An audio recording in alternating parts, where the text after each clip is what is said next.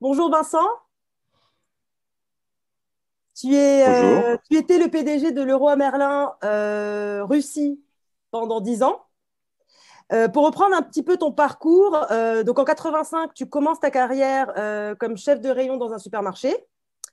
En Mhm. 89, tu rejoins Leroy Merlin. En 93, tu fondes Leroy Merlin en Italie. Et en 2001, tu arrives en Russie où tu rêves de créer une entreprise responsable et inspirante. Est-ce qu'on pourrait commencer un petit peu avec tes débuts en 85? Tu as 20 ans. Euh, quels Un peu étaient plus. quels étaient à l'époque quels étaient à l'époque quels étaient tes rêves, tes ambitions? C'est une bonne question, c'est intéressant de revenir en arrière comme ça. Je pense que j'avais une ambition, c'était d'être entrepreneur un jour. J'avais une ambition, c'est de travailler à l'étranger. Ça, c'est vraiment deux ambitions qui m'animaient. Euh, et puis j'avais une ambition, c'est vrai, à l'époque, d'aller le plus haut possible dans ma carrière professionnelle. Euh, ouais, je pense que ça, c'était vraiment mon ambition de l'époque. D'accord. Je voudrais juste qu'on imagine, par exemple, ensemble, voilà, moi, je suis une jeune femme, un jeune homme, j'ai 20 ans, je suis ambitieuse aussi, mais je ne sais pas trop comment m'y prendre. Ce serait quoi tes conseils pour quelqu'un qui justement, a envie d'aller loin?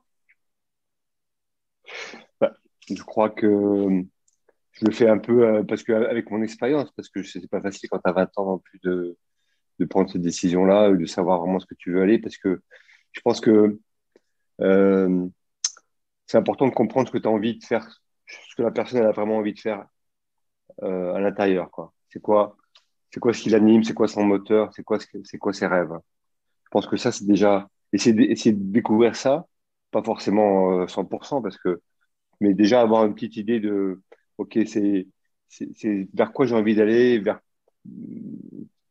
à quoi, pourquoi je suis un peu, pourquoi je suis un peu sur Terre, à quoi je suis bon en fait, qu'est-ce que je vois dans ma vie aujourd'hui, qu'est-ce qui fait que je suis bon dans les relations, je suis bon dans le business, je suis bon dans quoi, qu'est-ce que je peux arriver à identifier aujourd'hui de ma vie, même à 20 ans, de dire, tiens, ouais, ça, je sais bien faire ça, quand j'ai un projet, je le mène au bout, ou, ou plutôt non, quand j'ai une idée, je ne sais pas l'amener jusqu'au bout, donc il faut que j'apprenne ça. Donc c'est essayer de faire un petit check, un petit bilan de là où j'en suis personnellement, pour essayer de comprendre dans quelle direction c'est le mieux d'aller, ce qui me correspond le mieux, là où là ça va être le plus facile, parce que ce qui me correspond le mieux, c'est là où ça va être le plus facile, c'est là où ça va être en harmonie et en alignement avec moi. Et ça, c'est vraiment une chose importante à essayer de décrypter. Alors, à 20 ans, je pense que on n'a pas forcément toutes les réponses non plus, et tant mieux, c'est bien de ne pas avoir toutes les réponses. Je pense que c'est bien de jamais avoir toutes les réponses. Ouais, Et c'est vrai. justement, Et, pour revenir et un tout petit peu à quand tu avais 20 ans, euh, qu'est-ce qui justement te caractérisait? Qu'est-ce qui faisait que tu... Enfin, quelle était peut-être la qualité ou ta passion? Elle tournait autour de quoi?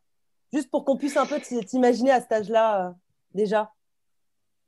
j'étais déjà très un peu dans le business, dans l'entreprise. Je faisais des études de marché pour les entreprises. J'étais dans les universités. Dans l'université où j'étais, il y a ce qu'on appelle des juniors entreprises, des petites entreprises qui font des études pour les entreprises, ouais, qui répondent à des besoins. Donc, tu commences un peu à prendre contact avec les entreprises, à avoir des relations avec des dirigeants d'entreprise. Petit à petit, tu commences à comprendre un peu dans quel univers tu es. Et puis, j'étais attiré par le business, je pense que j'étais aussi peut-être attiré aussi à l'époque par l'argent, par le fait de gagner de l'argent, d'avoir un peu d'argent pour moi, pour pouvoir me payer des trucs. Ça, c'était quelque chose qui m'animait aussi. Mhm. Euh, et et pendant que j'étais étudiant, j'ai aussi beaucoup travaillé parallèlement. Et j'ai soit des petits boulots, soit j'ai fait des études pour les boîtes, etc. Et ça m'a donné goût, en fait, si tu veux, à, au business, je pense. Et puis, je pense que quelque chose qui m'animait, qui m'a toujours animé, je pense que c'est lié à mon éducation et c'est lié à ce que mes parents m'ont un peu transmis, c'est toutes mes valeurs humaines. Et c'était ma volonté de faire du business, c'était pas une volonté d'écraser les autres, hein, ou d'être dominant, plutôt d'être attentif par rapport à ça, plutôt essayer de le faire avec les gens, ouais, de construire les choses avec d'autres personnes en équipe. Et ça, c'est quelque chose qui s'est renforcé petit à petit. Peut-être que quand j'étais jeune, c'était juste les prémices, mais après, ça s'est renforcé petit à petit au cours de mon expérience. D'accord. D'accord. C'est super intéressant de t'imaginer à cet âge-là. Alors, en 89, tu rejoins Leroy Merlin. Est-ce que tu peux nous raconter un peu ton parcours dans cette entreprise et pourquoi Leroy Merlin? En fait, je vais faire un petit retour en arrière parce que Leroy Merlin, c'est lié aussi à mon expérience Auchan. Et quand je suis rentré à Auchan comme chef de rayon au début, Oui. j'ai vraiment découvert un monde qui était le monde de la distribution, qui est un monde où tu bosses beaucoup, c'est pas facile, tu vas faire beaucoup d'heures, mais Auchan à l'époque, il y a une trentaine d'années, était une boîte où il y avait beaucoup d'autonomie, il y avait beaucoup de responsabilisation des gens. Et ça, c'était super quand tu arrivais parce que tu pouvais faire des choses, tu pouvais prendre des décisions, tu pouvais avoir un petit peu de pouvoir et donc te prouver des choses petit à petit. Et donc pour moi, ça, c'était vraiment un premier déclic. Il y a eu cette dimension de Auchan, de cette boîte qui développe, qui donne la chance aux gens, parce que c'est bien ça. Quand tu rentres dans un hypermarché, on te dit, ah, tu vas pouvoir acheter ce produit-là pour pouvoir, et après le vendre. Bah, tu sens que tu as une certaine responsabilité. Et ça, c'était super. Pour moi, c'était un premier aspect. Et le deuxième aspect, c'était Auchan, j'ai appris aussi toute la dimension plus de travail en équipe, de management des équipes, de construire quelque chose avec les gens. Après, je suis quitté Auchan dans une autre entreprise du sud de la France. Et puis, j'ai été recontacté par des gens qui étaient passés de Auchan à Leroy Merlin et et qui ont souhaité que j'intègre Leroy Merlin. Et pour moi, Leroy Merlin, c'était vraiment la continuité de ce que j'avais commencé à apprendre à Auchan, c'est-à-dire cette dimension de pouvoir être un peu, j'appelle ça entrepreneur salarié, c'est-à-dire que tu es salarié, donc tu n'as pas tous les risques d'entrepreneur, mais tu as quand même de l'autonomie, tu as quand même de la capacité de décision, tu as quand même des responsabilités, et tu es dans une atmosphère assez bienveillante humainement. Et c'est pour ça que je suis revenu chez Leroy Merlin. Et puis après j'ai fait tout un parcours chez Leroy Merlin assez long, puisque je suis resté 30 ans, du magasin, comme chef de secteur, comme directeur de magasin. Ça a été vraiment ma première grosse responsabilité, parce que le directeur de magasin, c'est une grosse responsabilité. Tu as une équipe à peu près de 100, 120, 150 personnes, et tu dois mener à bien la stratégie du magasin. Et puis après, j'ai eu l'opportunité de partir en Italie, lorsque le roi Merlin a décidé d'aller ouvrir son deuxième pays, parce que son premier pays, c'était l'Espagne. Le DG est venu me voir et m'a demandé si j'étais intéressé. Et j'ai vraiment sauté sur l'occasion. Enfin, j'ai pas répondu tout de suite oui, parce que faut prendre un peu de temps pour penser, mais dans ma tête, la décision était déjà faite. Et j'ai trouvé que c'est une super opportunité de construire quelque chose de nouveau, d'apprendre plein de choses, de sortir de ma zone de confort. Ça, c'est un point sur lequel je voudrais insister, la zone de confort, parce que quand on sort de ce qu'on sait faire tout le temps, c'est là où on apprend le plus. C'est là où on découvre des nouvelles possibilités, c'est là où on s'affronte à des choses qu'on ne connaît pas. Et ça, c'est vraiment une grande, euh, une grande possibilité d'apprentissage. Et donc, je suis parti en Italie à 33 ans, comme DG. Bon, c'était le démarrage d'une boîte, donc c'était une start-up, hein. On était quatre au début. Donc, et puis, tu crées l'entreprise, tu crées le concept, le magasin, tu vas étudier la concurrence, tu vas étudier la manière dont tu réponds au marché, tu commences à embaucher les gens, tu commences à développer un style d'entreprise, tu commences à développer aussi des valeurs. Tu embauches les gens parce que tu veux qu'ils partagent un certain nombre de dimensions humaines. Et puis, tu commences à construire ta boîte petit à petit, tu crées les liens avec les fournisseurs, voilà. Tu affines le concept magasin jusqu'au jour où tu ouvres le premier magasin. Le premier magasin, moi, je me rappelle quand on a ouvert le premier magasin en Italie, c'était en 96. D'ailleurs, le magasin vient de faire ses 25 ans aujourd'hui. Intéressant. Et beaucoup de clients, beaucoup de curieux, très peu de clients. Il y a beaucoup de gens qui sont venus voir. C'était plein partout, le parking et tout, mais pas beaucoup d'achats. Donc, tu te dis, tiens, c'est intéressant. J'ai dû louper quelque chose D'accord. dans mon étude. Et donc, en fait, dès que tu as les clients, parce que tu as toute la partie théorique avant, mais dès que tu as les clients, tu, euh, tu les interroges, tu comprends ce qui leur convient, tu commences à tirer un peu les fils et tu vois des produits qui marchent, tu dis, tiens, ça, ces produits marchent là, alors si j'ajoute ces produits-là à côté, ça peut marcher. Et petit à petit, c'est vraiment un travail avec le client et tu commences à comprendre et à répondre de mieux en mieux aux besoins du client. Et puis à petit, bon, après, tu développes l'entreprise. Après, ça commence c'est un Ça part tout cercle seul. vertueux et ça commence à se développer rapidement. Voilà. Et après, je suis resté une dizaine d'années en Italie et après, j'ai eu la possibilité de faire partie du comité de direction groupe et de m'occuper du Brésil et de la Grèce et des différentes entreprises italiennes comme directeur général délégué.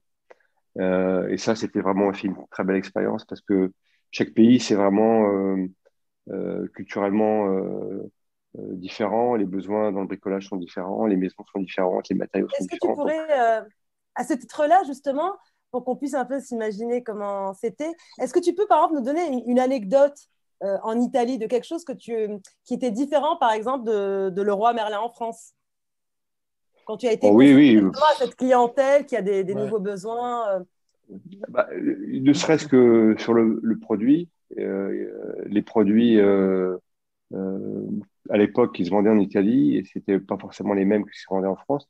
Je vais te prendre un exemple, tu vois, en Italie, il n'y a pas de moquette, hein, par exemple. C'est intéressant et c'était intéressant parce que si tu comprends pas les besoins du client, tu vas leur donner des produits qui leur correspondent pas.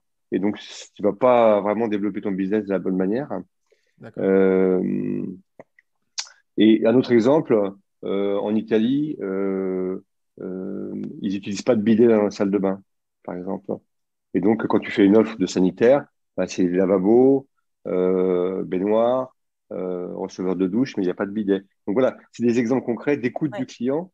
Et dans tous les business, dans toutes les dimensions d'entrepreneuriat, l'écoute du client, c'est la clé de ton business que tu choisis à un moment donné. C'est-à-dire que si ton business, il vient pas répondre à un besoin du client, il vient pas aider le client et répondre à des difficultés qu'il a dans sa vie, bah, ça va sûrement pas très bien marcher. D'accord. Donc, moi, j'insiste vraiment sur le fait que le client, c'est vraiment le point, le cœur du travail que tu dois faire quand tu crées ton business. Tu crées un business pour satisfaire quoi pour le client? Pour lui donner quoi en plus? Pour répondre à quelle problématique? C'est ça qui est déclenchant. C'est vraiment ça. Dans toutes les startups, au cœur, au cœur du travail, c'est qu'est-ce que je vais apporter comme valeur au client qu'il n'a pas aujourd'hui? Qu'est-ce que je vais répondre à des difficultés qu'il a pas aujourd'hui, qu'il a aujourd'hui? Voilà. Donc ça, c'est vraiment important. Bon, après, qu'est-ce que je peux te donner comme autre exemple? Ouais. Après, il y a des exemples dans le management parce que la culture des pays est différente. Ouais. Euh, et donc, c'est plus ou moins hiérarchique. Le patron a plus ou moins d'impact. La France est un peu plus avancée que l'Italie. La Russie est encore beaucoup plus loin. Le patron est vraiment Le c'est le boss. patron qui doit prendre ouais, c'est ça, c'est le patron qui doit prendre toutes les décisions. Et en fait, un deuxième point aussi un travail avec une équipe, c'est tu travailles pas tout seul, quoi. La réussite, c'est quelque chose que tu construis avec les gens. Et, et, et même si tu es le patron, c'est le fait de motiver les gens, de leur donner envie, qu'ils se sentent responsables, qui va faire qu'ils ont envie d'y aller, quoi. Qu'ils ont envie de se dépasser, qu'ils ont envie de se motiver, etc. Ça, Justement, c'est aussi. à ce propos-là, justement, j'ai une question. Si vous deviez, par exemple, comparer un petit peu l'entrepreneuriat à la française et l'entrepreneuriat à l'italienne, comment vous pensez que les Français pourraient s'inspirer justement des Italiens? Ils vont pas être contents d'entendre cette question. Bah, je peux pas dire que la France, ça soit le pays où il y a la plus. Comment dire? Je vais faire attention à ce que je dis quand même. Faut faire attention, c'est vrai ça. C'est pas, voilà, on te donne pas la culture d'entrepreneuriat en France. On te la donne pas, cette culture. On te la développe pas. On te met pas dans des conditions où il faut que tu ailles chercher le succès. On te met D'accord. plutôt dans des conditions où on va, on va te sécuriser, on va te donner des choses, on va t'aider, ce qui est bien aussi. Mais à un moment donné, tu peux arriver à basculer vers des gens assistés, si tu veux. Lorsqu'on est habitué à donner, lorsque l'État est habitué à donner énormément de choses, Ouais. bah, tu te dis, bon, bah, pourquoi je vais me bouger les fesses pour aller chercher quelque chose? Parce que de toute façon, je peux avoir ça, je peux avoir cette aide-là, je peux avoir tout ça. Donc, c'est, je dirais que les conditions dans lesquelles on te met favorisent pas forcément cette recherche, c'est aller chercher le succès, aller chercher, comme aux États-Unis, comme dans des pays comme ça. D'accord. Euh, Après, c'est aussi quelque chose de très personnel. Il y a beaucoup Oui. d'entrepreneurs en France, il y a beaucoup de gens qui créent de startups, et des startups, il y en a de partout en France. Donc, il y a aussi des gens qui se bougent pour aller chercher le succès. Et c'est pas facile quand tu démarres une startup. Alors, en Italie, il y a une culture d'entrepreneuriat qui est beaucoup de petites entreprises. C'est l'histoire de l'Italie, c'est la famille. C'est Entreprise la famille est familiale. très présente. Ouais. Des Ouais. petites entreprises familiales très fortes qui Mhm. peuvent avoir aussi beaucoup de succès. Et c'est vraiment autour de la cellule familiale que se construit le succès en Italie. C'est-à-dire que bah, tu rentres dans la famille, dans l'entreprise familiale, petit à petit, tu grimpes les échelons et puis tu prends des responsabilités, etc. C'est un peu ça. C'est un peu la sécurité, c'est un peu la cellule familiale en Italie. Donc les gens sont habitués aussi à se soutenir les uns aux autres. Quand il y a des crises en Italie, c'est ça qui est intéressant. L'État, il va pas donner grand-chose. Il va pas assister les gens parce que ça fonctionne pas comme ça l'État en Italie, pas de la même manière qu'en France. Par Oui. contre, c'est la cellule familiale qui va jouer ce rôle. C'est-à-dire que bah, s'il y a des crises à passer, bah, tu vas les passer en famille. C'est la famille qui va supporter les uns les autres pour passer la crise. Voilà, ça c'est des petits exemples intéressants, mais moi, je vois, tu vois, je m'occupe pas mal de startups aussi en France, ça. Je vois énormément de jeunes qui ont envie de développer leur business, qui cherchent leur route par rapport à ça. Euh, et peut-être qu'ils vont bénéficier d'aide. Bon, ok, c'est très bien, c'est complémentaire. Mais voilà, ils ont aussi envie de faire ça, quoi. Oui. Je sais pas si j'ai Alors, répondu à ta question, mais voilà. oui, oui, tu réponds amplement et tu nous offres enfin, tu nous donnes plein d'idées. Concernant maintenant la Russie, donc, comment ça s'est passé quel était ce parcours en fait en Russie Qu'est-ce que tu as à nous dire sur ça? La Russie, j'ai été pendant un peu moins de 10 ans en DG et je suis arrivé, l'entreprise était déjà créée, c'est pas moi qui l'ai créée, l'entreprise était bien créée, les bases avaient été bien créées, les bases du concept marketing, donc les points clés avaient été bien créés, c'est-à-dire que l'écoute du client avait été bien faite, le travail avec les équipes avait été bien démarré, et ça, c'est deux piliers clés dans la réussite d'une entreprise, les hommes et les clients. Après, il y a le D'accord. troisième, il y a les actionnaires. Souvent, les troisième, c'est les actionnaires qui sont importants aussi parce que c'est eux qui vont mettre des billes dans le truc. Mhm. Et donc, moi, j'ai apporté mon expérience, si tu veux. J'avais quand même une grande expérience de DG déjà. Donc, je savais comment développer du business. Je savais là où il fallait être attentif, là où il fallait regarder en fonction des étapes de développement d'entreprise. Euh, je savais identifier les points faibles. Je savais identifier là où on avait pas suffisamment d'hommes de talent. Voilà. Moi, ça a été beaucoup ça mon travail. Et après, de réinvestir sur les hommes et de réinvestir pour accélérer le développement. Ça a été vraiment ça mes grands axes. Et de mettre dans une dynamique collective toute l'équipe russe, tous les Russes. Les Russes, ils ont cette caractéristique, c'est des très bons exécutants, des très bons dans l'action. C'est-à-dire que tu leur donnes un truc à faire, ils vont te le faire de manière exceptionnelle. C'est D'accord. intéressant quand tu compares avec la France. La France, les gens, ils vont plutôt être sur les idées, Mm. sur la partie conceptuelle. Là, ils vont être forts là-dessus. Quand il s'agit de faire, de réaliser, c'est pas forcément eux qui vont être les premiers. C'est un peu plus dur, le fait de passer à l'action, tu vois. Par D'accord. contre, en Pourquoi? Russie, le fait de bah, c'est le pays, tu sais, c'est le pays des penseurs, la France, hein, Descartes, etc. Bon, c'est un peu ça, c'est-à-dire que c'est important d'avoir les bonnes idées, de bien échanger des idées avec les gens, euh, euh, d'avoir un peu de vision moyen terme, tu vois, de savoir où on va, d'avoir donné du sens à ce qu'on fait. Tout ça, c'est des choses importantes en France, hein. Il y a toujours, quand on regarde les événements politiques, il y a toujours beaucoup de discussions, il y a Oui. toujours beaucoup de gens qui sont aussi très critiques en France, hein. Et donc, il faut les convaincre, les gens qui critiquent aussi. Il faut les mettre dans une dynamique collective. C'est plus difficile. de ce point de vue-là, la Russie, c'est plus facile. Ils vont être plus, entre guillemets, un peu obéissants par rapport au management. Mais par Oui. contre, ils sont excellents dans l'exécution et ils vont apprendre très vite. Et donc, quand tu veux développer rapidement une entreprise, c'est vraiment un terrain super facile pour le faire.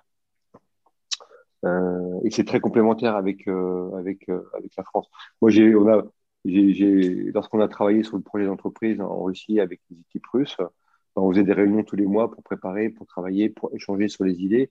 Et au bout de quelques réunions, certains Russes ont commencé à me dire, mais Vincent, quand est-ce qu'on fait quelque chose? Là, on discute, on discute, on discute, On parle mais beaucoup. on parle beaucoup, mais quand est-ce qu'on fait quelque chose? Et je dis, mais à un moment donné, il faut qu'on soit sûr qu'on partage les mêmes idées, qu'on sache là où on veut aller, etc. Donc, tu vois, je sentais bien que c'était pas facile pour eux de, de mettre du temps là-dessus, quoi. Ils avaient envie d'aller tout de suite dans l'action et de réaliser.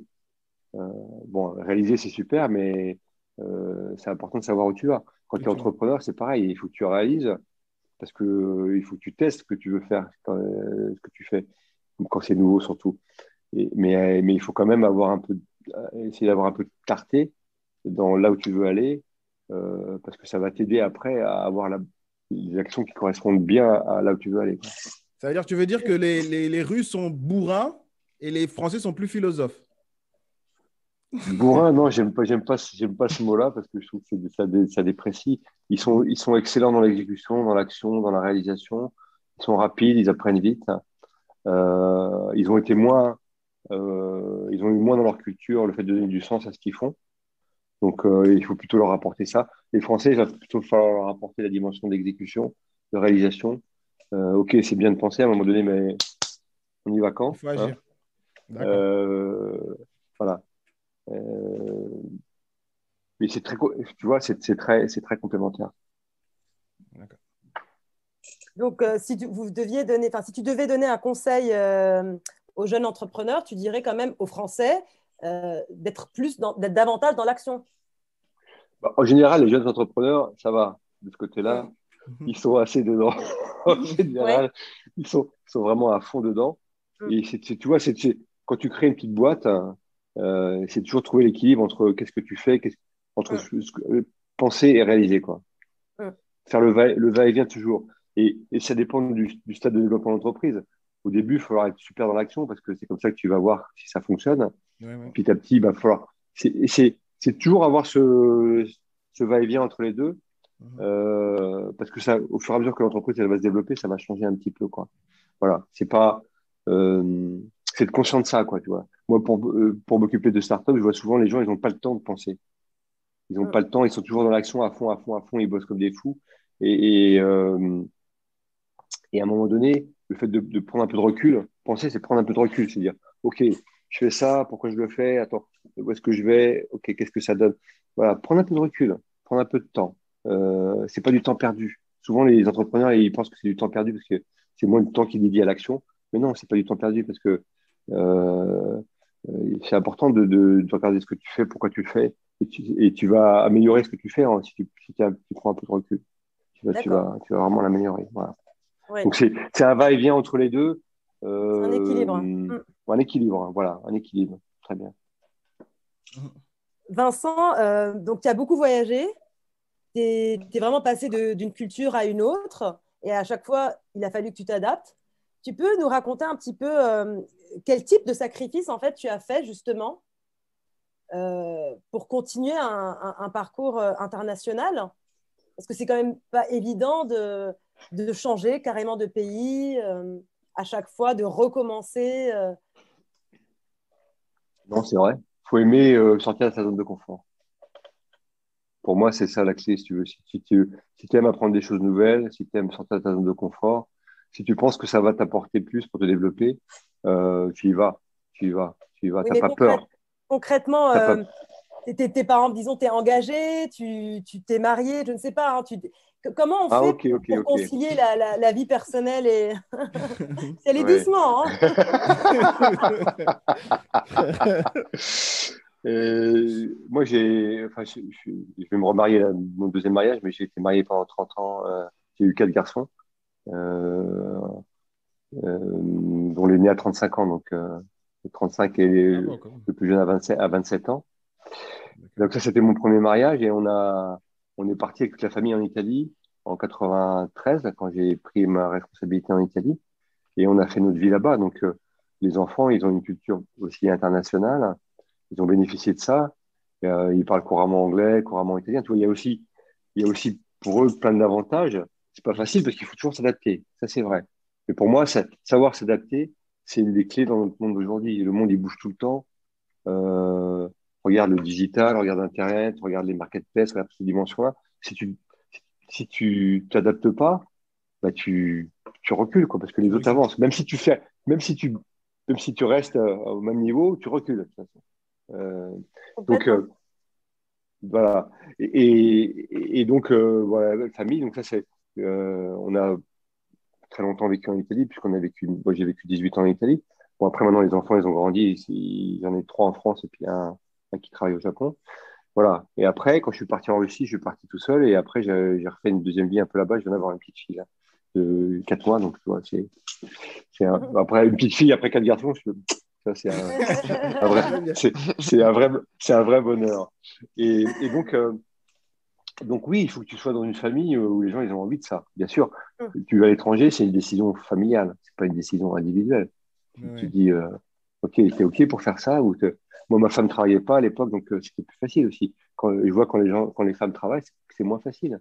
Parce qu'il faut, à un moment donné, il y en a un des deux qui prend le dessus par rapport à l'autre. Ouais. Euh, et après, il faut essayer de rééquilibrer après, je pense. Après, les sacrifices, bien sûr, tu es loin de ta famille, tu es loin de tes parents, tu es loin de tes frères et sœurs, etc. Pour donner un exemple, moi, tu vois, avec le Covid, ça fait 1 an et demi que je suis pas rentré. Donc, j'attends avec impatience de rentrer là en Europe. Et, Mhm. et- et donc, euh, et donc tu t'éloignes, donc tu vas perdre un peu en relation aussi avec ta famille, c'est sûr. Tu vas garder des liens, mais c'est des liens comme des liens par Internet, tu vois, des liens par Zoom ou du Skype, hein. Ouais. Avant, on avait Skype. Et, et donc ça, c'est un gros sacrifice. Je pense que c'est le principal sacrifice. Après, de l'autre côté, tu apprends plein de choses dans un nouveau pays. Tu découvres une culture différente, une histoire différente. Tu rééquilibres ta vision du monde. Parce que tu sais, quand tu es en Europe, tu es abreuvé tout le temps par les mêmes informations. Et petit à petit, ça rentre tout seul. Et Ouais. quand tu arrives dans un pays comme la Russie, qui a une autre histoire, bah, tu rééquilibres un peu ta vision de l'histoire, tu vois. Tu as une autre D'accord. Tu perspective. comprends. Oui, bien sûr. Voilà, tu as d'autres perspectives, exactement. Donc ça, c'est un vrai plus. C'est pas facile d'avoir ces perspectives, ces différentes perspectives quand tu restes au même endroit toute ta vie. C'est beaucoup moins facile. Même si Bien tu sûr. lis, mais si tu t'informes, c'est moins Oui, facile parce que tu le vis pas pas toi-même. tangible. Ah, Oui, oui, c'est pas tangible. après, un autre sacrifice ou un autre, on peut dire sacrifice ou plus, hein, mais c'est l'apprentissage des langues. Euh, Parce que tu vis dans un pays, si tu vis dans un pays, c'est pour apprendre la langue, hein. Si c'est pour parler français, il Ça sert à y a rien. beaucoup de Français qui font ça, hein. Moi, Mhm. je vois pas trop d'intérêt. Donc, tu vois, aujourd'hui, je suis fier de parler 4 langues. Mais je peux t'assurer que sur le russe, je continue d'apprendre parce que c'est une langue tellement difficile que tu fais toujours plein de fautes, etc. Donc, c'est un peu galère de ce côté-là. Et puis, Ouais. peut-être que quand tu vieillis aussi, tu as peut-être un peu moins de facilité d'apprentissage aussi. Bon, voilà. Donc, ça, c'est des sacrifices, bien sûr. Voilà. Pour moi, les choses se compensent et tu découvres tellement de choses nouvelles dans le monde parce que tu découvres aussi d'autres cultures que tu découvres pas quand tu restes dans ton pays. Oui, Et ce qui est intéressant, si tu veux, moi, ayant une expérience de management dans différents pays, en Italie, au Brésil, en Russie, en Grèce, etc., je m'aperçois que les gens, même s'ils ont des histoires différentes, c'est partout les mêmes. C'est dans le sens, euh, si tu aimes les gens, bah, tu les motives. C'est vraiment ça. Pour moi, la clé, c'est aimer les gens, aimer bosser avec eux, leur faire confiance, leur donner de l'autonomie, leur donner la responsabilisation. Et ça marche dans tous les pays du monde. Plus ou moins vite, en fonction de l'histoire, etc., en fonction des relations hiérarchiques et tout. Et ça marche partout. Ça, c'est un truc, ça, c'est universel. Ça, c'est un truc extraordinaire. Enfin, je pense que c'est assez normal, si tu veux, mais Mhm. c'est intéressant de pouvoir tester sur ce topo. Moi, quand j'ai été dans des conférences en Russie avec d'autres chefs d'entreprise, etc., je disais, non, non, mais ici, non, non, c'est pas possible. C'est tous des crétins, entre guillemets. C'est des exécutants, et il faut pas leur donner la responsabilité, ça marche pas, etc. C'est un peu la vision ancienne du management russe. Et ben moi, j'ai déjà répondu, ben non, non, c'est pas vrai. Il y a autant de possibilités. Il faut que les gens aient confiance dans les dirigeants. Il faut leur donner les responsabilités et après, vous allez voir, Ça marchait tout seul. ça avance, ça marche très bien. Ça marche très bien. Donc, voilà. Alors, Vincent, en 2015, tu as une super idée. Tu lances Valadeo, ça se prononce comme ça? Un programme qui permet à chaque salarié de devenir actionnaire de l'entreprise. Alors, comment t'es venue cette idée? Comment elle a été mise en exécution et comment elle a été reçue?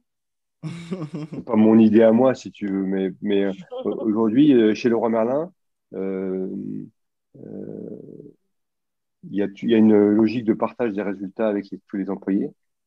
Et dans tous les pays où on est, quand les entreprises commencent à devenir rentables, c'est des choses qu'on fait partout. C'est-à-dire que, euh, alors, tu as différents niveaux, tu as des primes pour tout le monde, etc. Bon, je ne vais pas rentrer dans le détail peut-être, mais euh, et, euh, et après, tu as la possibilité de devenir actionnaire de l'entreprise comme salarié, c'est-à-dire que une partie des primes que tu reçois, tu peux les mettre dans l'entreprise, devenir salarié, et euh, cet argent que tu as mis, bah, tous les gens, en fonction de l'évolution de la valeur de l'entreprise, c'est Ouais. pas coté en bourse, hein, c'est une Ça évaluation bénéficie à interne, tout le monde. ça bénéficie à tout le monde, la valeur augmente, etc. Et après, tu fais évoluer ton patrimoine et tu peux récupérer plus d'argent par rapport à ce que tu as mis au début. Voilà. Donc, ça marche. En France, tout le monde est salarié, tous les salariés sont actionnaires, 95%. En Italie, en Espagne, en Pologne, il n'y a pas tous les pays parce qu'il y a des pays où c'est pas encore développé. Le Brésil, par exemple, c'est pas encore développé. Et donc, c'est une super opportunité aussi de mettre les gens dans la vie de l'entreprise, de les motiver, parce que c'est une façon de motiver les gens aussi, d'être actionnaire. Et donc, lorsque l'entreprise a commencé à être rentable en Italie, on a eu envie de développer ça aussi dans ce pays, alors qu'il n'y a pas du tout la culture au départ. C'est-à-dire que les boîtes où les employés sont actionnaires en Russie, je pense que ça se compte sur les doigts d'une main, les grosses boîtes. Et donc, on a lancé cet actionnariat qui s'appelle Valadeo au sein du groupe ADO, parce que voilà, c'est le groupe ADO, donc Valadeo. Voilà. Et donc, on a mis en place le programme pour développer l'actionnariat. Et aujourd'hui, il y a plus de 80% des Russes qui sont actionnaires. Donc, ils peuvent mettre de l'argent, ils peuvent récupérer leur argent s'ils ont des besoins. Par exemple, s'ils achètent une maison, s'ils ont un troisième enfant qui arrive, ou le laisser pour pouvoir le récupérer quand ils vont partir à la retraite, etc. Donc, ça, c'était vraiment tout nouveau. Donc, c'est quelque chose qu'il faut. Euh, les gens n'ont pas forcément confiance au début. Quand on dit tu veux être actionnaire, et oh là, Ils ont peur. qu'est-ce qui me fait comme truc? Donc, c'est une démarche progressive, c'est une démarche d'apprentissage et c'est une démarche de confiance. Si les gens n'ont pas confiance, ils ne vont jamais devenir actionnaires. Après, ils voient l'entreprise évoluer, ils voient l'entreprise fonctionner, ils voient qu'il y a du succès, ils voient que le groupe a du succès. Parce que la valeur de l'entreprise, c'est la valeur du groupe ici. C'est-à-dire que les actions, c'est des actions au niveau du groupe, c'est pas des actions au niveau de la Russie. Donc, il faut que tout le groupe fonctionne bien, quoi. Voilà, donc ça a été vraiment un, un axe, comment dire, fort de fidélisation des équipes dans l'entreprise et pour le développement de l'entreprise. Voilà. Ça fait pas tout, mais c'est une petite brique que tu apportes, tu vois, c'est une petite brique que tu rajoutes à la fidélisation des gens. Il n'y a pas que celle-là, pour fidéliser des collaborateurs, il y a plein de dimensions, il y a la formation, il y a la croissance interne, il y a le salaire, il y a les aspects sociaux, il y a énormément de choses. Il y a le style de management. Donc, mais bon, ça fait partie des éléments de fidélisation des collaborateurs. Vincent, pour revenir à ton parcours, donc, durant toutes ces années, quel a été le moment, on va dire, le plus difficile pour toi, professionnellement? Un moment particulièrement délicat où tu as dû mobiliser une certaine force, une certaine intelligence pour surmonter des difficultés. Bah, il n'y en a pas eu qu'un, hein. On veut l'événement majeur. Je suis pas Superman. Mais tu vois, un élément clé, c'est quand lorsqu'on a créé l'Italie, et je racontais tout à l'heure, et qu'on a ouvert le premier magasin, et que le succès n'a pas du tout été au rendez-vous. Et pour moi, ça a été, je parce que tu bosses pendant 2-3 ans hein, pour créer ta boîte, pour ouvrir ton magasin, et puis tu te prends une gifle parce que tu te dis, bah, pourquoi, qu'est-ce que j'ai pas fait correctement euh, pour que les gens achètent pas chez moi. Et là, et après là, tu peux dire, soit tu tombes dans la dépression, soit tu te dis, ok, c'est une opportunité pour rebondir. Et ça, dans les startups, c'est la même chose. Ce qu'on appelle faire un pivot, quand tu as une idée qui ne fonctionne pas, c'est de dire, OK, On qu'est-ce trouve que une je peux autre faire solution. évoluer par rapport à cette idée? Qu'est-ce que je peux trouver comme solution? Est-ce que je me réoriente différemment? Ça, c'est super important de savoir le faire rapidement. De pas, si tu vois que ça ne marche pas, de trouver des nouvelles idées. Donc, après, pour moi, ça a été exactement ça. C'est-à-dire que, au-delà du fait de dire, bon, t'as pas les objectifs que tu avais envie d'atteindre, ok, d'accord. Donc, tu n'es pas au rendez-vous des résultats, tu n'es pas au rendez-vous de tout ça. Donc, à un moment donné, tu te poses des questions quand même. Et après, tu te remets avec toutes les équipes dans une dynamique collective. Tu dis, voilà, les amis, euh, qu'est-ce qu'on fait tous ensemble pour pouvoir mieux comprendre les besoins du client et mieux répondre à leurs attentes. Et petit à petit, et donc tu mets tous les collaborateurs dans la dynamique, tu leur dis, tu fais remonter des idées chaque jour, des gens. Je me rappelle, on avait créé un petit instrument qui s'appelle le cahier magique, le quaderno magico, où les gens, chaque jour, les collaborateurs, remontaient des idées, et il fallait que les gens du siège répondent, que les acheteurs répondent, etc. Donc C'est voilà, le carnet magique, c'est ça? Le carnet ouais, c'est magique? ça, le carnet magique. Ouais. Ok, on va noter tout de suite. En fait, tu crées une dynamique Mm. collective pour le client. Et petit à petit, ben, les choses, elles arrivent. C'est-à-dire que tu commences à identifier les produits qui se vendent bien, tu les pousses un peu plus pour faire un peu plus de volume, etc. Moi, j'appelle ça tirer les fils, tu vois. Tu as trouvé le fil de la bobine et tu tires la bobine et petit à petit, ça grossit, ça grossit, ça grossit. Donc pour moi, ça a été un, un moment de remise en Difficile. question, bien Mhm. sûr, parce que vis-à-vis de ton boss, etc., qui t'a fait confiance, il dit, putain, c'est quand même un peu merdé là, dans mon truc. Mm. Et donc, remise en cause collective, dynamique collective. Voilà. Un autre exemple que je peux te citer, j'en ai un autre très différent. Et lorsque j'ai été directeur général délégué, j'ai eu beaucoup de mal à manager mon directeur général italien. Le directeur général délégué, il a des DG dans différents pays et il les manage. Et, euh, et ça a été pour moi, ça a été très compliqué. C'est parce que on était très différents comme personnes. Et en fait, je me suis rendu compte après pourquoi ça s'est passé comme ça. Parce que j'ai voulu imposer mon style, j'ai voulu plaquer mes idées et j'ai pas laissé suffisamment L'espace. d'autonomie, d'espace.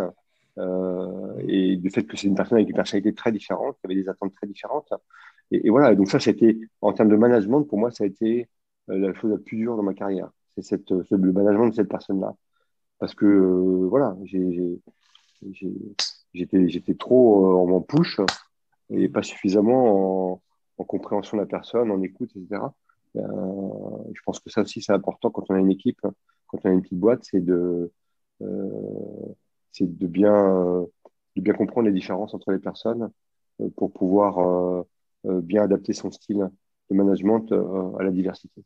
Voilà. Ça, c'est vraiment deux exemples, tu vois, dans ma vie professionnelle qui sont forts et qui permettent de rebondir. En tout cas, Ouais. ce qui est intéressant pour moi, c'est que les échecs, on va les appeler comme ça, ou les difficultés, c'est des choses pour rebondir, c'est des opportunités.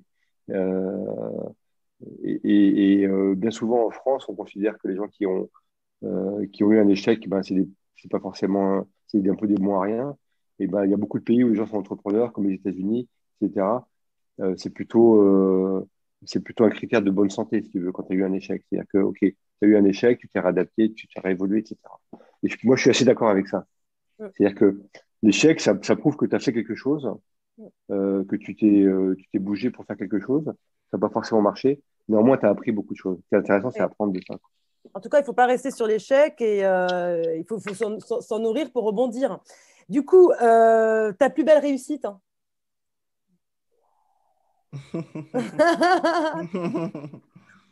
Fallait Tu sais, les t'enterrer. réussites, euh, les réussites, c'est plein de petites choses, hein. En fait, c'est pas forcément une grosse chose. Après, quand tu les regardes de loin, tu dis, tiens, ouais, c'est une grosse chose. Mais dedans, c'est plein de petites choses. Mais disons, Et pour disons le moi, moment où tu as été le plus heureux, disons un moment, un peu comme tu disais tout à l'heure, il y a eu un moment pivot où tu avais du mal à manager et ça a vraiment changé ta carrière parce que tu as appris quelque chose d'important. C'était quoi ce moment où vraiment tu t'es dit, bon, voilà, j'ai réussi quelque chose, je suis content de moi. Je suis content. Il y a plein de moments. Ce qui est intéressant, c'est que en général, c'est les moments où tu es le plus. Euh, c'est le moment où tu es le plus aligné avec toi-même, en général. C'est-à-dire que les choses sont les plus faciles. Je crois que j'en ai déjà parlé un peu au début. Mais tu vois, quand on a racheté Castorama en Italie, qu'on a fait l'intégration de Castorama, quand on a fait le change management de l'entreprise, etc., eh ben, on a fait tout un travail d'équipe super fort. On avait vraiment bien défini nos convictions tous ensemble et nos envies. Et après, on les a mis en place. On l'a déroulé et ça déroulait tout seul, quoi, tu vois. Et les résultats étaient là et ça déroulait, etc. Ça allait vite, etc. Et donc, ça, tu te sens un peu quand tu es un peu dans le flow, tu vois, quand tu es dans le flux, ça roule tout seul et là, tu te dis, waouh, ça, c'est sympa. Autre exemple, la Russie, pour moi, ça a été exactement ça aussi. C'est-à-dire que tu vois qu'à un moment donné, OK, tu crées des conditions pour que ça fonctionne bien. Et puis, une fois, bah, tu vois que ça tourne tout seul en tant Ça que fonctionne, guillemets. oui, bien oui. Voilà. Et qu'entre guillemets, tu n'as même, entre guillemets, plus besoin d'être là. Ouais. Ça, c'est la récompense suprême, c'est quand tu n'as plus besoin d'être là. D'accord, d'accord. Quand tu as semé les bonnes Et graines. Ouais. voilà, exactement. Et donc, ça, pour moi, c'est des exemples. Puis après, pour moi, ce qui est intéressant, c'est plein de petites réussites avec des gens. Tu vois, moi, j'ai eu des gens avec qui j'ai eu du mal dans ma vie professionnelle.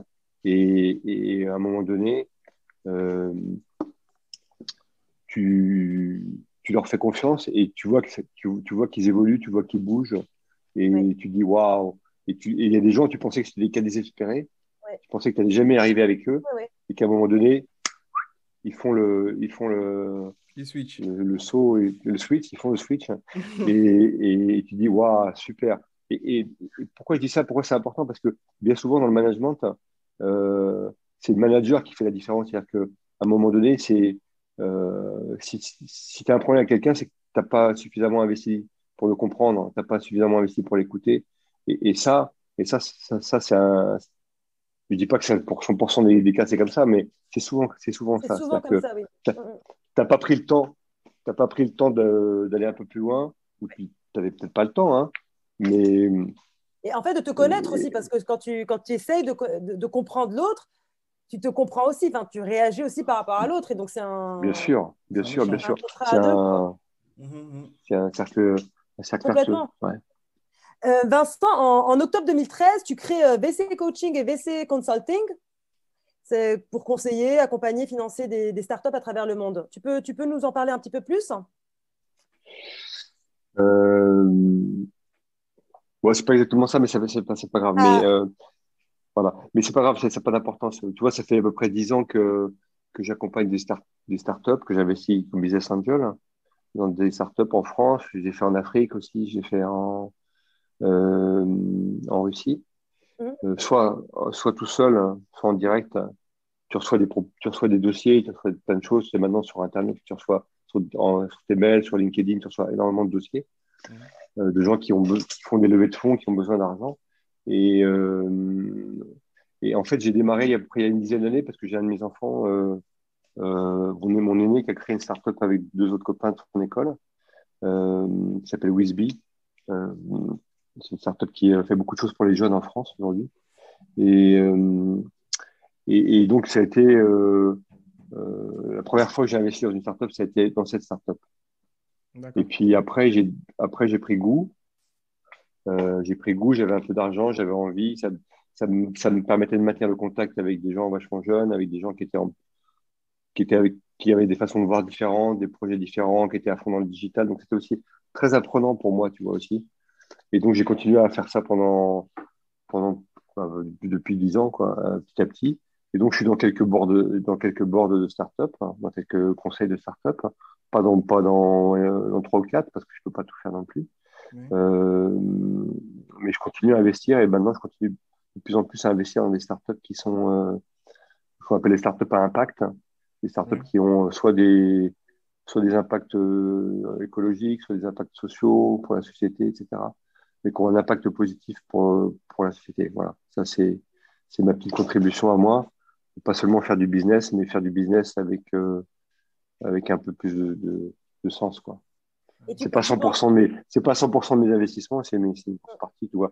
J'ai investi dans des boîtes de recyclage, j'ai investi dans des boîtes de vélos électriques, j'ai investi dans des boîtes qui vendent des produits de vaisselle qui réduisent toute la partie, qui enlèvent toute la partie packaging, la partie eau, etc.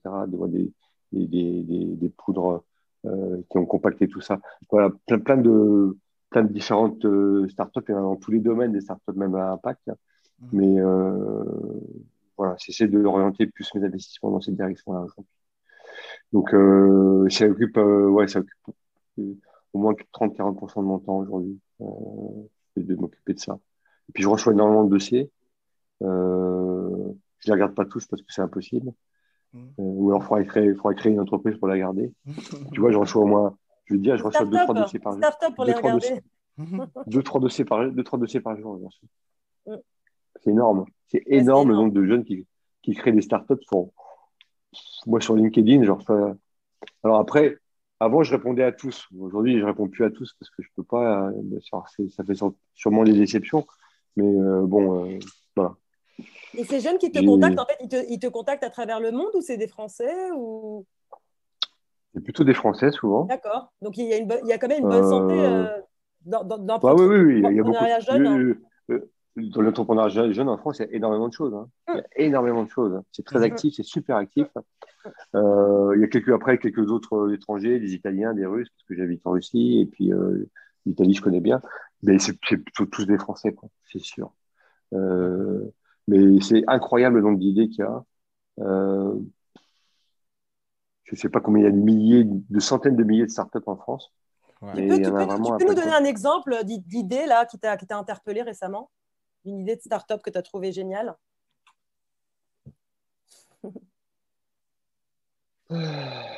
Attends, faut que C'est pas une faut que question je fasse piège. le Hein. tri.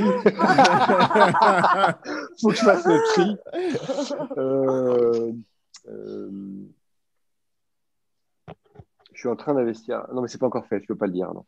D'accord. Euh... Ça aurait été un scoop. non, j'ai investi il y a pas longtemps dans une startup qui s'appelle la marque en moins. Mhm. C'est une startup qui crée des produits de lessive Ouais. qu'elle livre par Internet, etc. Donc, c'est des pastilles après que tu dilues dans l'eau, mais tu vois, ça enlève toute la partie euh, contenant plastique, parce que quand tu achètes des lessives dans un Ouais. supermarché, tu vas acheter de l'eau avec du produit dedans. Et le Ouais. produit, c'est que dalle, et l'eau, c'est 98%. Et puis, tout le contenant en plastique. Donc, ça réduit complètement cette dimension-là du plastique. C'est parce que tu peux le mettre dans un flacon chez toi puis le réutiliser, etc. Donc j'ai trouvé qu'écologiquement, c'était vraiment une belle avancée par rapport à l'existant. Voilà, ça un exemple d'entreprise qui m'a séduite. Euh, Qu'est-ce que je peux te donner comme autre exemple? Tac, tac, tac, tac, tac. J'ai investi il n'y a pas longtemps dans une entreprise. Alors, c'est pas du tout, c'est une entreprise, on peut dire que ça a un impact ou pas, je sais pas. C'est une entreprise qui s'appelle Assurely, qui est une boîte euh, tu sais, quand tu fais un emprunt immobilier, tu dois avoir une assurance. D'accord. C'est obligatoire. Et ces assurances, aujourd'hui, c'est les banques qui les vendent à des prix exorbitants, avec des marges exorbitantes. Et Assurely, c'est une startup qui a complètement digitalisé ça. Et donc, tu peux, avec l'application, en 5 minutes, savoir par rapport à ton investissement combien va te coûter ton assurance. Euh, et donc, ça va, je pense, disrupter complètement l'assurance emprunteur, ça s'appelle comme ça. Ouais. Ça va permettre aux gens de diminuer vraiment leur budget énormément d'assurance. Parce que souvent, aujourd'hui, en France, les taux d'intérêt des emprunts sont très bas. Donc, tu payes quasiment plus d'assurance que le taux d'intérêt. Voilà. Donc ça, c'est un autre exemple. Donc ça va amener, ça a un impact pour les gens, pour leur budget, parce que ça, si tu veux acheter un bien immobilier, bah, tu vas investir beaucoup moins dans l'assurance, donc tu vas faire des économies. Voilà, ça c'est un autre exemple. Tu vois, c'est un domaine D'accord. vraiment très différent. Ouais. Et à chaque fois, c'est intéressant. C'est souvent les entrepreneurs qui m'ont séduit, si tu veux. Il y a le produit, il y a l'idée, et puis il y a les gens qui la mettent en œuvre. Donc, dans les gens, tu as bien sûr le niveau de professionnalisme, l'expérience, mais tu as aussi toute la niaque, la motivation, l'envie. Voilà. Oui, la personnalité. Bah oui. Oui, oui. Voilà. Bon, voilà, ça c'est quelques exemples, mais j'en aurais plein. Et puis de toute façon, tu sais, les startups, euh, elles ont besoin d'argent à un moment donné, après elles ont besoin d'argent encore, et encore, et encore, et encore, et encore. Parce que... Il y a plusieurs Donc, séries. voilà, il y a les seeds, il y a les séries A, les séries pré-série A, série A, série B, enfin, série C, on peut y avoir tout ce qu'on veut dedans. Mais quand tu rentres dans une startup, soit tu rentres pour longtemps, et à un moment donné, tu vas devoir réinvestir un peu régulièrement si tu veux être présent. Et donc, moi, il y a beaucoup de startups dans lesquelles je réinvestis aujourd'hui. C'est pas forcément que des nouvelles startups, c'est beaucoup de startups dans lesquelles je réinvestis. Voilà. Et puis, tu as aussi des startups qui ont des moments difficiles. Et aussi, il faut aussi savoir réinvestir dans ces moments-là. D'accord. Il faut aussi savoir faire confiance, que ça va, que ça va faire pivot, que ça va se retourner. Et ça, c'est important aussi. Et pas forcément facile, parce qu'à un moment donné, tu mets de l'argent et puis tu dis, bon, tu es en train d'investir, ça va peut-être devenir zéro, ce que je viens de mettre. Oui. C'est vrai, parce que c'est aussi ça, les startups. Hein. C'est pas C'est un que risque, quoi. champagne. Hein. C'est vrai, c'est vrai. C'est totalement Et, vrai. tu vois, avec le Covid, là, il y a beaucoup de startups qui ont énormément de problèmes parce Oui, oui. que celles qui étaient digitalisées, etc., elles ont continué à fonctionner. Celles qui étaient vraiment dans des trucs physiques, de réalisation, de vente, comme ça, elles souffrent énormément. Quoi. C'est vrai. Alors, On va laisser, j'ai on va j'ai laisser. juste une petite question. C'est la vie du business. Hein. Oui, David, vas-y. alors, tu as investi dans combien dans des gens, dans quel ticket dans les startups? Et c'est l'équipe, tu m'as dit c'est l'entrepreneur qui fait que tu investisses? Ou l'équipe? Comment tu as l'étincelle pour investir? C'est plusieurs choses. Hein. D'abord, il y a D'accord. des secteurs il y a des secteurs parce que dans l'économie, il y a énormément de secteurs différents. Donc, euh,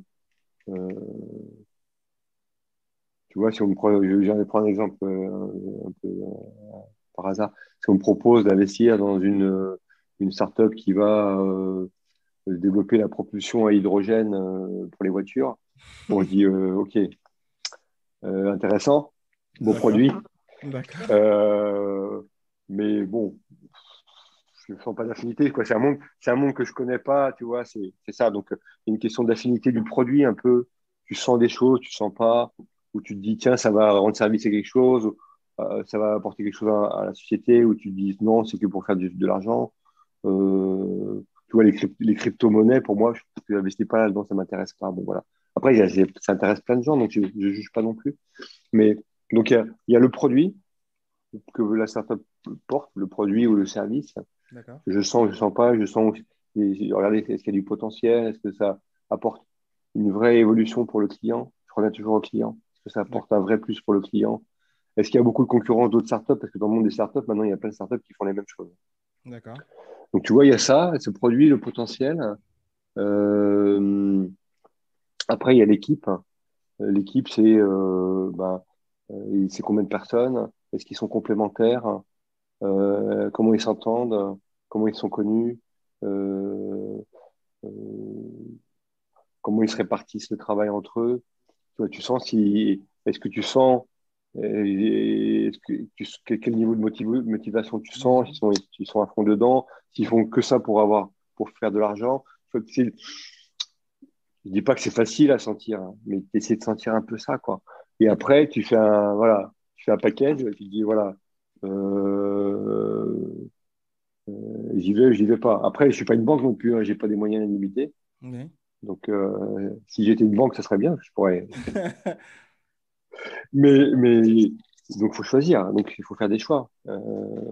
D'accord. Et le ticket moyen par Tu me startup, posais, c'est combien à peu près? 50 000 euros. 50 000 euros. D'accord. Très bien. Maintenant, c'est ça que je mets à peu près. Avant, je mettais un peu moins, je mettais 20 000, 30 000. Mais maintenant, c'est plutôt ça que je mets aujourd'hui. D'accord. Maya? On va laisser les questions des internautes ou Oui, oui. Augustin, tu peux commencer? D'accord. Qu'est-ce qui s'est dit Donc, sur le bonjour, forum? monsieur Vincent. Oui. Bonjour, monsieur Vincent Gentil.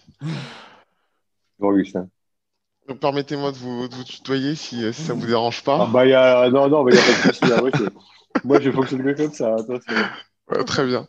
Donc, nous avons quelques questions des internautes, mais du coup, tu en as parlé. Du coup, sur les crypto-monnaies, tu as dit que tu n'investissais pas beaucoup dans ce marché, mais en général, que penses-tu du Bitcoin et des crypto-monnaies?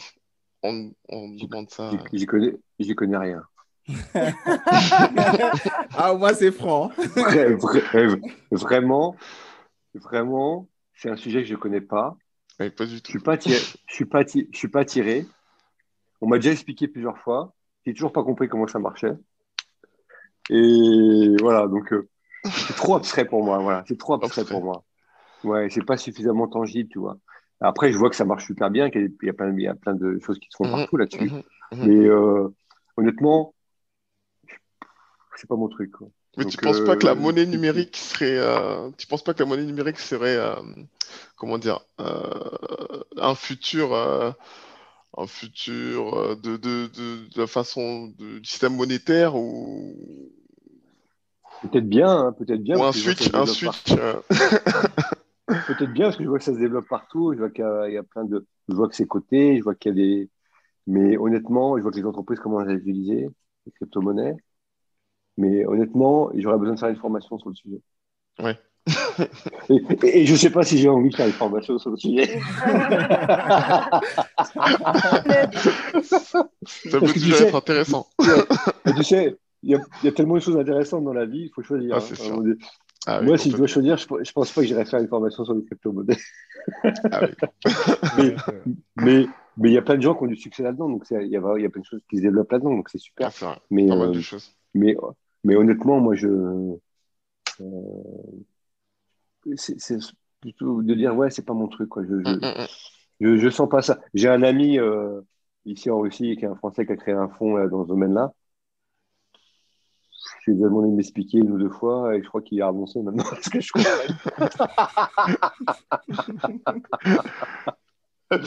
Mais voilà, donc désolé Ça marche. pour la réponse à la question, Désolé mais pour la. faut connaître ses limites aussi. C'est ça. On va prendre une autre question. Alors, le public aimerait savoir ce que tu penses des décisions européennes de la relance économique. Donc, avec le plan de relance actuel qui a qui a été mis en place, qu'est-ce que tu penses de ce plan de relance? Donc c'est des questions, ça plane. Hein, Ouais, ça va un peu. C'est Ouais, vrai, écoute, c'est vrai. je pense qu'après le Covid, c'est important que les États ils se bougent un peu pour faire évoluer l'économie. Euh, Est-ce qu'il est parce bien orienté? que moi, je pense que, tu vois, j'aurais attendu beaucoup plus après le Covid à ce qu'il y ait beaucoup plus d'engagement sur les aspects écologiques, sur des dimensions comme ça. Je suis assez déçu là-dessus, en général, hein. C'est vrai. Pas seulement du gouvernement, des États, mais des entreprises. Hein. D'accord. Euh, Même Leroy Merlin, je suis déçu qu'ils n'investissent pas plus sur cette dimension-là, parce que, parce que je pense que c'est fondamental, c'est primordial pour le monde de demain. Donc, à un moment donné, il faut y aller vraiment franchement. Donc, il y a des choses qui se font, il y a plein de choses qui se font, mais c'est pas suffisamment puissant, c'est pas suffisamment fort, c'est pas suffisamment engagé. Euh, c'est un peu chacun contre ses sous et, et tu vois, dans les entreprises, il y a des business models, mais on ne veut pas faire bouger les business models, dire tiens, je vais peut-être gagner un peu moins en pourcentage, là, et je vais mettre un peu plus d'argent pour être contributif sur les dimensions écologiques ou sociales. Je trouve que je trouve que les politiques sont pas suffisamment engagées sur ça là-dessus.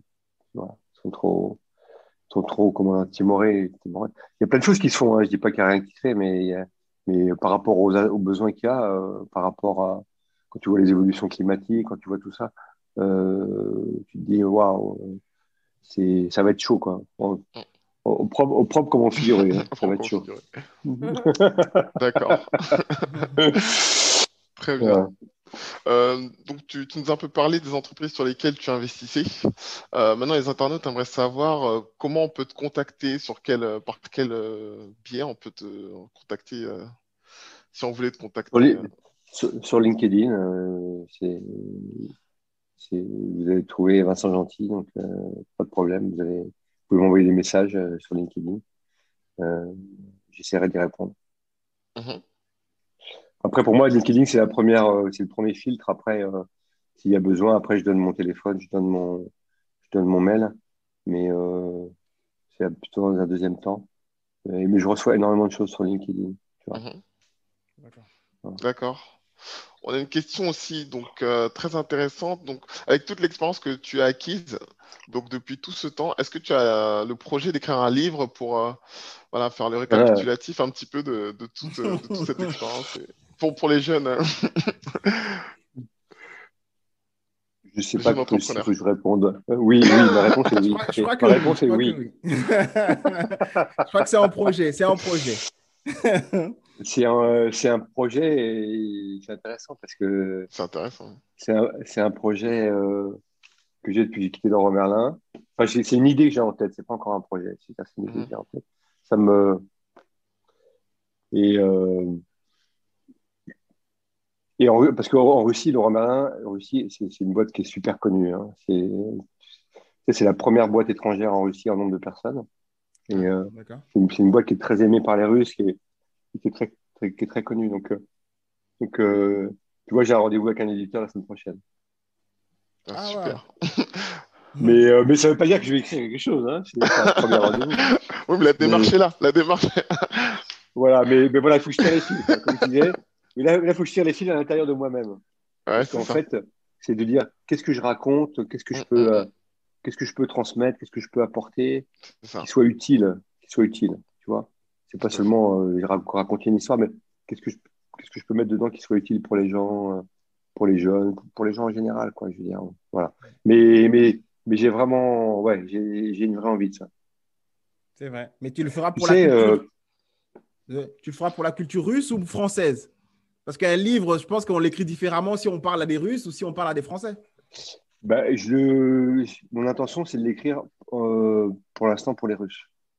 Ah, Donc en russe. Après, je vais pas l'écrire en russe directement parce que je suis bien incapable. d'accord. Mais donc je vais avoir sûrement, si je travaille avec un journaliste, avec quelqu'un qui parlera le français. Mais c'est plutôt ça, ouais, dans un premier temps, c'est plutôt ça. Euh, mais tu vois, la question, c'est de savoir ce que tu. Parce que tu peux dire, j'écris un livre, ouais, ça c'est pour l'ego, c'est bon pour l'ego. Mais c'est écrire un livre qui sert à quoi pour les gens, quoi. Voilà. Pour moi, c'est ça ma question de fond, c'est ok, c'est par quel regard je peux comment je peux développer l'intérêt des gens par rapport à ça, quoi. Tout à fait. D'accord. Et je pensais à un truc là en te répondant, c'est que euh, moi je crois beaucoup à ce qu'on appelle la force de l'intention. Donc plus tu as une intention claire hein, dans ce que tu fais, alors ça je parle pour tout le monde, tu vois, pour le livre, c'est aussi une façon. Euh, Plus mon intention elle va être claire qu'est-ce que je veux écrire comme livre, pourquoi, qu'est-ce que ça va apporter, qu'est-ce que ça va apporter aux gens, voilà. Si je me place dans 5 ans, j'ai écrit mon livre, en quoi ça fait bouger les choses, etc. Donc tu vois, développer son intention, c'est important parce que plus ton intention elle est claire, plus c'est facile après de réaliser les choses. Et ça, c'est pour moi, c'est une chose que j'ai envie de partager parce que c'est quelque chose que je pratique depuis très longtemps, l'intention. Euh, je pratique aussi beaucoup le yoga, la méditation, tu vois. Et, Mhm. et on a une puissance, le cerveau, l'humain a une puissance extraordinaire. Et quand tu veux quelque chose vraiment très fort, si tu veux vraiment quelque chose de très fort, si tu le veux là, et si tu le veux au niveau du cœur, Mhm. et si tu le clarifies bien dans ta tête, tu vois, tu, tu le repenses tous les jours, tu le détailles bien, etc. Et ça se réalise tout seul. Pas tout seul. Pas tout seul, mais ça se réalise. Et je pense qu'on a tous expérimenté des choses comme ça dans nos vies. Et ça j'insiste là-dessus parce que un entrepreneur, il doit aussi travailler son intention. Mais c'est pas que pour l'entrepreneur, c'est dans ta vie en général, dans ta vie, tu vois, tu as des enfants, tu cherches une épouse, je sais pas, tu peux avoir plein de sujets là-dessus. Mais c'est super puissant, ça, cette dimension-là le travail sur l'intention personnelle. Euh, c'est vraiment quelque chose euh, qui te permet d'avancer dans la direction que tu souhaites. Je ne sais pas si vous avez eu l'occasion d'expérimenter ça. Et moi, c'est vraiment c'est quelque chose que je travaille tout le temps et qui est très, très fort pour moi. Et là, l'homme, les êtres humains, on a une puissance. Quand on veut vraiment quelque chose, mais vraiment, hein, et qu'on l'a dans la tête au niveau de l'idée, dans le cœur, au niveau des émotions, au niveau des sentiments, putain, ça déménage. Hein. Ça se fait. Et quand je dis ça se fait tout seul, c'est que tu vas avoir les contacts qui vont se créer, tu vas avoir, il faut appeler les synchronicités, tu vas avoir tiens, pourquoi ça maintenant? Tiens, bah oui, parce que tu crées les conditions un peu et les choses se déroulent après par Créer les rapport à ça. conditions de sa réussite, quoi, de sa propre réussite. Ouais. Et du coup, ce sera plus un livre orienté pour le public russe que français, quoi. Oui, je sais pas, alors ça, si tu commences à poser des questions sur le livre. Mais oui, je pense que de toute façon, j'avais envie de parler beaucoup de mon histoire en Russie. Et puis, et je pense que ça fera du bien aux gens aussi d'avoir des livres comme ça, quoi. Je pense que parce que c'est valorisant pour les Russes. Tu vois, bon, je sais pas honnêtement, je sais pas trop ce que je vais mettre dedans. Moi, je me sens pas vraiment pas il faut que je développe ma capacité à écrire aussi, hein, parce que c'est bien beau l'idée de dire et après tu prends ta page blanche et tu dis. La page blanche, c'est compliqué. Et donc, bon, voilà. D'accord. Et nous avons une dernière question sur les différences de culture entre les clients russes, les clients italiens et les français. Quelles différences on peut sur la clientèle? Tu sais, dans le domaine du bricolage, du DIY, du do it yourself, c'est très lié à l'habitat. Donc, d'abord, les besoins, ils sont liés au style d'habitat que tu as. Donc, le style d'habitat que tu as en Russie, c'est pas forcément le même que tu as en Italie, que celui que tu as en France. Même en France, entre le nord, le sud, l'est et l'ouest, il y a des tu as plein d'habitats différents. Tu vois, tu veux faire un toit, tu as des régions, ça va être de l'ardoise, tu as des régions, ça va être de la tuile. Et les tuiles différentes, il y en a des sortes, des tonnes de différences. Donc tu as déjà les produits qui sont très différents. Donc, les attentes des clients, c'est d'avoir le bon produit que tu as besoin. Donc ça, c'est déjà la réponse que tu dois donner, c'est ça. Après, tu as des peuples qui sont plus ou moins bricoleurs. Les Russes, ils ont tous une dacha. Une dacha, on va dire résidence secondaire en France, mais une dacha, c'est une petite maison à la campagne. Mais ça peut être un petit truc tout simple, de 10 mètres carrés, pas chauffé, pas d'eau, ou ça peut être une super baraque. Donc, tu vois, il y a vraiment de tout là-dedans.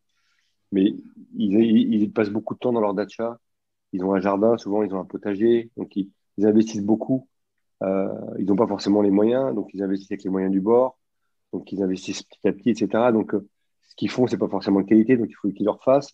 Tu sais, en Russie, le climat est vraiment difficile, donc ça abîme beaucoup les maisons, etc. Donc, bon, voilà. Donc, tu vas trouver des Italiens sont moins bricoleurs eux-mêmes. Parce qu'ils sont très attentifs à la finition et ils veulent pas que ça soit mal fini. Donc, parce que c'est important socialement, montrer aux gens que tu as une maison qui est bien finie, etc. Donc ils vont peut-être plus appel à des artisans plutôt que faire eux-mêmes. Bon, voilà, donc tu as une palette d'attentes très, très, très différentes. Après, les attentes, elles évoluent aussi en fonction de ton revenu. Hein. Quand tu n'as pas d'argent, tu te fais toi-même. Quand tu commences à en avoir un peu, tu te dis, tiens, peut-être que mon temps, je vais l'utiliser différemment. Peut-être que je vais faire une partie, puis je vais faire une autre partie, etc. Chaque fois, il faut regarder les attentes du client et répondre à ça, quoi. D'accord. Alors, on va aller rapidement parce que le temps, on a explosé le temps. Donc, on a une question du Congo. Vincent, est-ce que tu envisages d'investir dans des entreprises africaines et que penses-tu de l'Afrique en général? connais mal l'Afrique. J'ai découvert un peu parce que j'ai un ami qui a créé un petit fonds qui s'appelle Oui, Savio, qui investit dans des startups en Afrique, en d'accord. Côte d'Ivoire principalement, Sénégal, Togo, j'ai plus en tête tous les pays, D'accord. euh, mais beaucoup en Côte d'Ivoire principalement. D'accord. Et, et donc, c'est un ami, Mhm. donc j'ai investi dans son fonds. Donc, on a une douzaine de startups dans ces pays-là, D'accord. toutes des startups euh,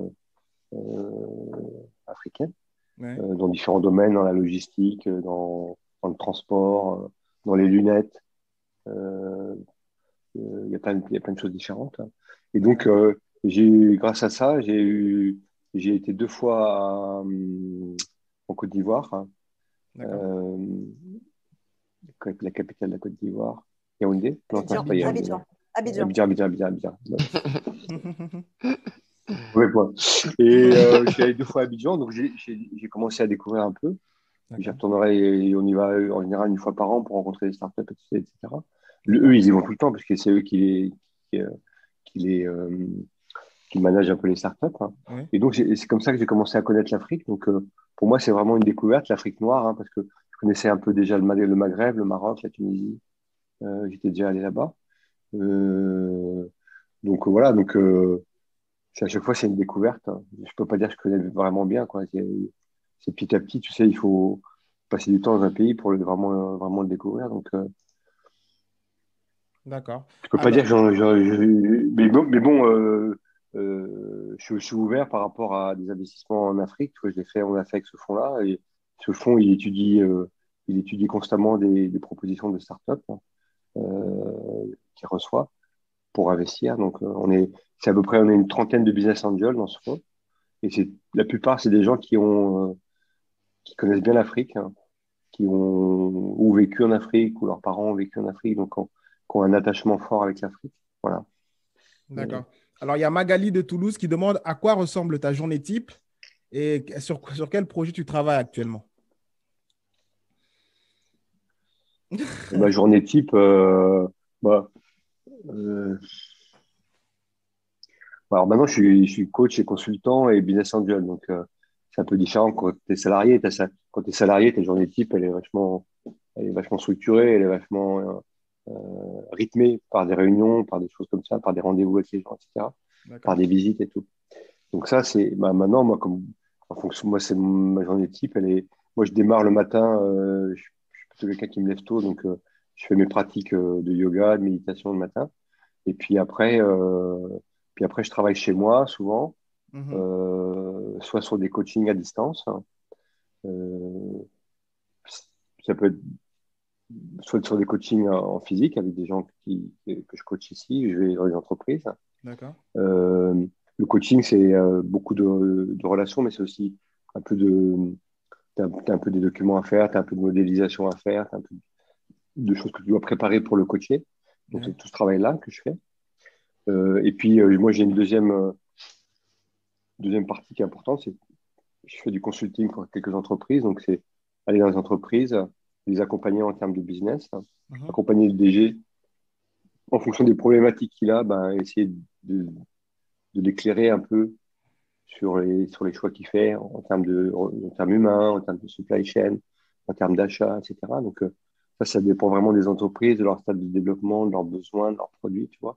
Mais Mhm. c'est être là présent pour le DG, pour essayer de voir quelles sont ses attentes à un moment donné.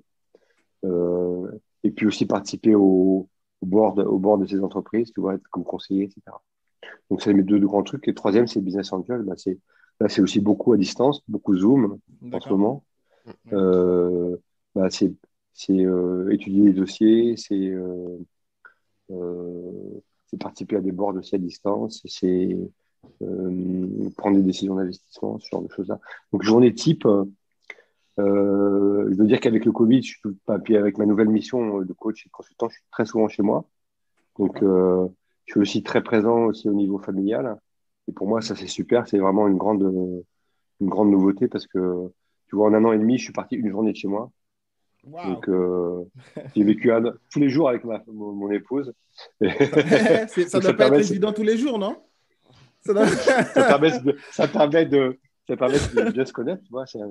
J'ai ma petite fille aussi de 4 mois. Je suis vraiment super heureux de pouvoir être là tous les jours, de l'accompagner, de la prendre dans mes bras, d'être C'est vrai. présent, quoi. Cette dimension-là, c'est important aussi, quoi. C'est important. Oui, oui.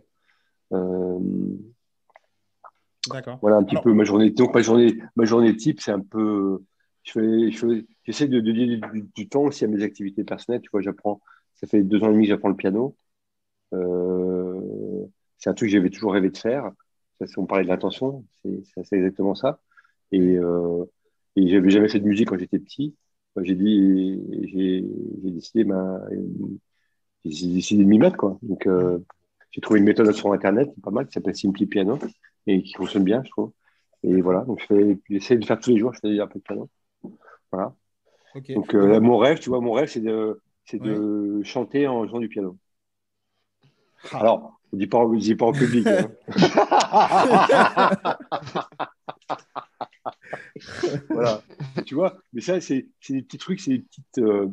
Pour moi, c'est un peu sortir, tu vois, out of the box, comme on dit, D'accord. sortir Ouais. de sa zone de Zone de confort. confort. T'a- T'apprends, super.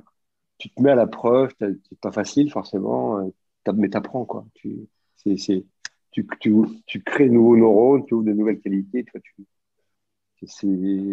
je souhaite ça à tout le monde, moi, de faire ça, d'avoir cette énergie, cette envie de faire ça, d'apprendre des choses nouvelles tous les jours, quoi. C'est vrai. On prendra... Ça peut être des petites choses, hein. Ouais, ouais. C'est vrai. On prendra deux dernières questions. Quelle personnalité vivante ou défunte rêverais-tu de rencontrer? Et pourquoi? Vivant ou défunt, c'est pas mal ça. J'ai jamais entendu cette question. Voilà.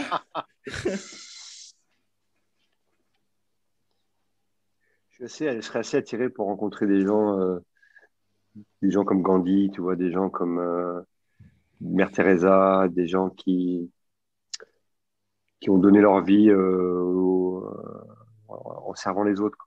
Tu vois, c'est vraiment des choses qui m'attirent beaucoup, ça. Je trouve que Poutine, non? c'est Pas Poutine. Poutine, oui, mais c'est pas pour. Je vais rencontrer Poutine, je vais apprendre quoi? C'est vrai. Qu'est-ce qu'il va me transmettre, hein?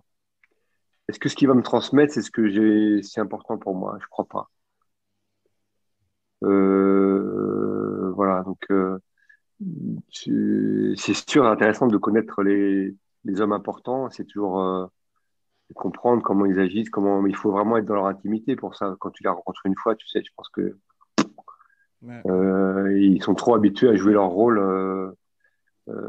pour que tu puisses comprendre vraiment qui ils sont. Donc, alors que des gens comme Saint Teresa, des gens comme ça, ils ont vraiment, ils ont décidé de donner leur vie pour les autres. Donc, c'est un peu différent. Ils sont dans une relation différente. Tu vois, le Dalai Lama, pour moi.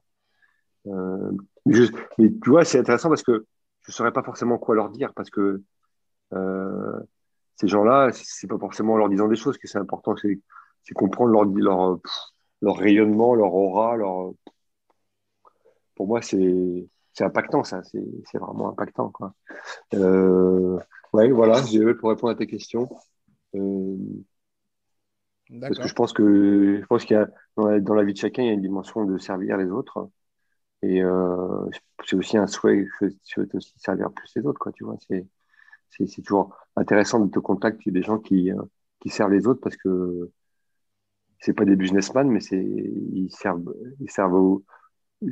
aussi bien, sinon plus le monde que les businessmen. D'accord. D'une autre Et la manière, dernière question. Ah, vas-y, termine, Vincent. Je t'en prie. voilà, non, mais après, parce que je pense que tout ce qui est lié à l'amour que les gens peuvent développer, que chacun peut développer dans sa vie, l'amour des autres, c'est la clé, quoi, pour faire un monde meilleur, à un moment donné, c'est quand même ça la clé, quoi. Donc, Bah oui, je veux pas être utopique, mais c'est ça la clé, quoi. Pour faire un monde meilleur, ça commence par faire déjà ton monde meilleur à toi, quoi. Tes c'est vrai. relations, ta famille, tes amis, etc. Et si chacun a déjà fait ça dans son coin, ça va aider quand même pas mal le monde. Voilà. Ok, ok. Alors, la dernière question, on va prendre celle-là. Euh, pourquoi vis-tu en Russie? As-tu décidé de rester en Russie? Et reviendras-tu en France? C'est une question Reviendras-tu personnelle. enfin C'est ça. Écoute,